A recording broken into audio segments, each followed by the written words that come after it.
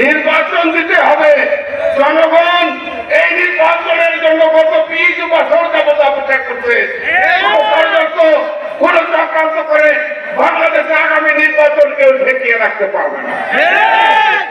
15 বছর যাবত আমাদের এই আওয়ামী লীগের দুঃশাসনের বিরুদ্ধে বেগম খালেদা জিয়ার নির্দেশে, তারেক রহমানের নির্দেশে যে গণতান্ত্রিক আন্দোলন শুরু হয়েছিল গত 15.5 বছর, আমরা অনেক নেতা কর্মীকে আমরা হারিয়েছি।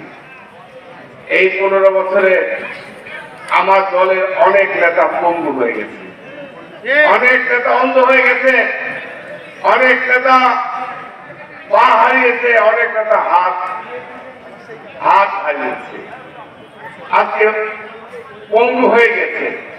আজকে তাদেরকে প্রায় 250-300 নেতা কর্মী যাদের রক্তে নাটোরের রাস্তা রঞ্জিত হয়েছে, তাদের রক্ত এখনো খুঁজলে তাদের রক্তের দাগ পাবো। আজকে সেই নেতাদেরকে আমরা সম্মানিত করেছি। আমাদের নেতা তারেক রহমানের নির্দেশে প্রতিটা পরিবারকে আমরা আর্থিক সাহায্য করেছি। অর্থ বড় কথা না, সবচেয়ে বড় কথা এই যে আতিকুর রহমান তালুকদার বীর মুক্তিযোদ্ধা, আমরা 5ই আগস্ট যারা সংগ্রাম করে শেখ হাসিনার ফাঁসির পতন ঘটিয়েছে, তারা বাংলাদেশের আরেক মুক্তিযোদ্ধা।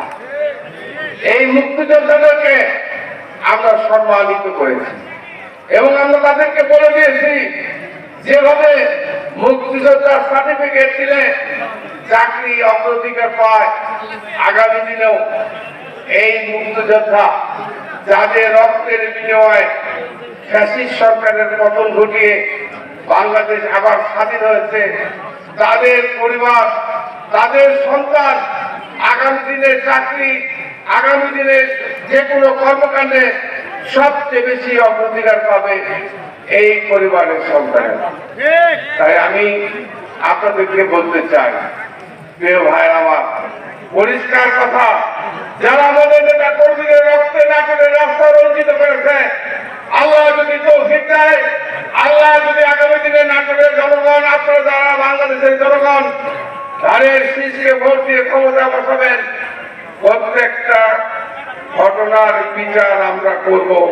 তাদেরকে যারা আমাদের নেতা কর্মীদের মিথ্যা মামলা দিয়ে জেলে ঢুকিয়েছে, আমাদের নেতা কর্মীদেরকে পঙ্গু করেছে, যারা আমাদের নেতা কর্মীদের রক্ত রঞ্জিত করেছে, যারা এই নলডাঙ্গার সন্ত্রাস করেছে, যারা সাবিনা সিং ছবির গাড়িতে হামলা করেছে, যারা আপনাদেরকে পঙ্গু করেছে, রক্ত করেছে, তাদের প্রত্যেকের বিচার এই বাংলাদেশের মাটিতে আমরা করবো ইনশাআল্লাহ।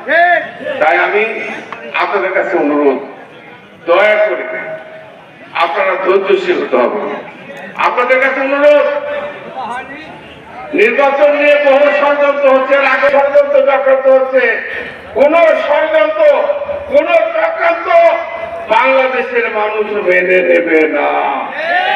নির্বাচন দিতে হবে। জনগণ এই নির্বাচনের জন্য গত 20 বছর যাবত অপেক্ষা করছে।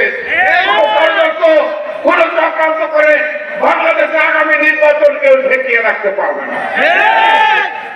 কারণ বাংলাদেশের মানুষ 20 বছর ভোট দিতে পারে না। তাই আমি আপনাদের কাছে অনুরোধ, আমার নেতা কর্মীদের কাছে আমার অনুরোধ, দয়া করে, আমি খাজুরা বলে এসেছি, আমি আপনাদের বলতে চাই, এটা কিন্তু আমি বারবার বলছি, শেষবারের মধ্যে বলেছিলাম, এই রোজার মাস, আগামী 2 দিন পরে ঈদের পরে যদি শুনি কোন বিএনপির নাম দিয়ে কেউ সন্ত্রাস করেছে, কেউ মাস্তানি করেছে, চাঁদাবাজি করেছে, গুন্ডামি করেছে, বহিষ্কার করবো। শুধু বহিষ্কার নয়, তাদেরকে জেলখানায় যেতে হবে।